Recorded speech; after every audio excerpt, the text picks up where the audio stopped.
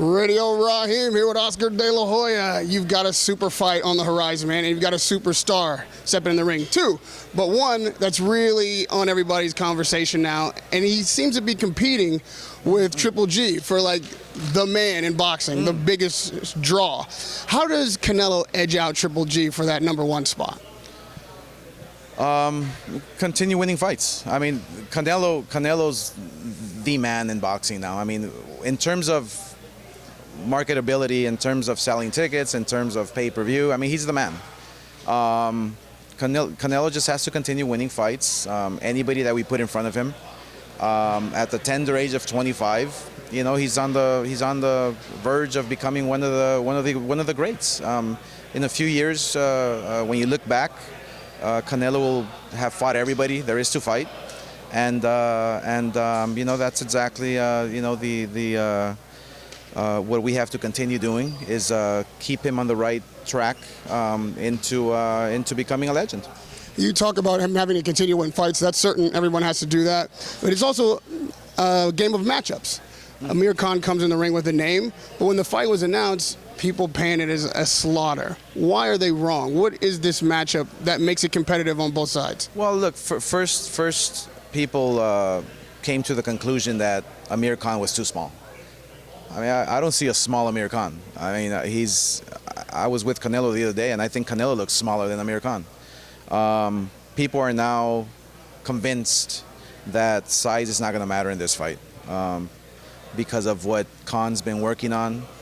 He has great work ethic, Amir Khan. He's going to be fast. He's going to be elusive. He's going to have that cat-like reflexes, and that's exactly what's been giving Canelo Alvarez a lot of trouble. So if Khan can be in great shape for 12 whole rounds and stick to his game plan, I mean, there's a reason why we have a rematch clause in place. So along that line of thinking, Khan has been talking a lot about ring IQ, being smarter than Canelo in there. Obviously, you're a very smart fighter yourself. Canelo is your guy. Is that something that you even sit down and have a conversation with him about? Is that a concern of yours? You know, it is a concern. It's a huge concern. When you have a fighter like Amir who can move side to side, who can use his combinations and have that cat-like reflex, it's a big concern. Canelo cannot rely on his power in this fight. He has to work on speed. He has to go out there and throw more combinations and attack using lateral movements, kind of like Chavez back in the day, Chavez Sr. So, you know, I mean, Canelo's getting better. He's getting stronger, yes. He's getting faster, yes. But he's learning that ring IQ that Khan already has. So you know, I think once Canelo learns that ring IQ, I think we're gonna see a very, very dangerous Canelo for many years to come. You talk about Canelo being the #1 and far and away, but in the fans' mind, there's a matchup that needs to happen. Obviously, Triple G and Canelo need to face each other. Now, this fight's at 155. Canelo is big enough to take 160. I mean, come on, right? We know that. So what is it going to require to get a real middleweight title fight to unify these belts and see who's #1 at their proper weight, 160? Yeah, no, I really think that Canelo Alvarez is a 154-pounder. I truly feel that he can make 154 with no problem. He's not a middleweight. Canelo is not a middleweight, and when he fought Cotto, you know, he wanted to fight Cotto because he's a legend, and obviously Cotto put the you know, he put some rules and regulations down for us, and we had to follow. And but I think Canelo, look, when he's ready, I think it's a fight that has to be made. I mean, it's not a matter of if, but it's a matter of when.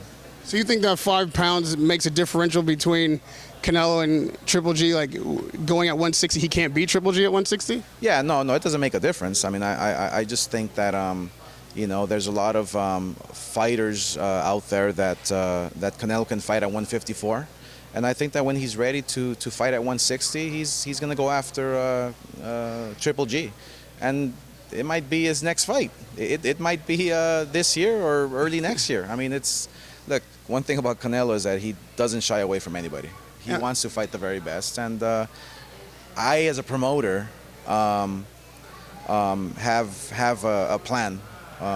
You know, with Mayweather and Pacquiao kind of giving us, kind of shine fans away like they did because of the fight being a little dull. I think it's my responsibility as a promoter to recapture those fans, and the way I'm going to recapture those fans is with Canelo versus Triple G. And I think when you have Triple G doing 125,000 homes, it's just not time yet.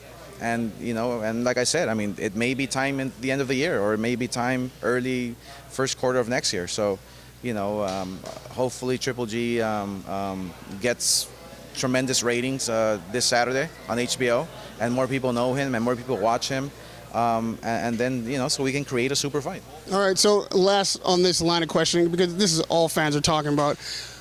Obviously, Canelo is the green belt, the WBC middleweight champion. 155 is not that weight. You say now it sounds like Triple G's not a big enough star, a big enough draw for you to make that fight as a promoter. Makes sense? Is that what we're hearing? Yeah, I think my plan as a promoter is I want to make sure that we create a super fight, that we can attract those fans that the Manny Pacquiao Mayweather fight lost. And the only way we're going to do it is by creating a super fight, and that super fight is not ready yet. And like I said, don't get me wrong, it can be ready maybe in December. It can be ready first quarter of next year. This fight is going to happen, no doubt about it. Well, hopefully we will see, for your sake, Canelo be victorious on May 7th against Amir Khan, and then we can get that super fight in the making. Radio Raheem with Oscar De La Hoya. I appreciate it, man, always. Thank you.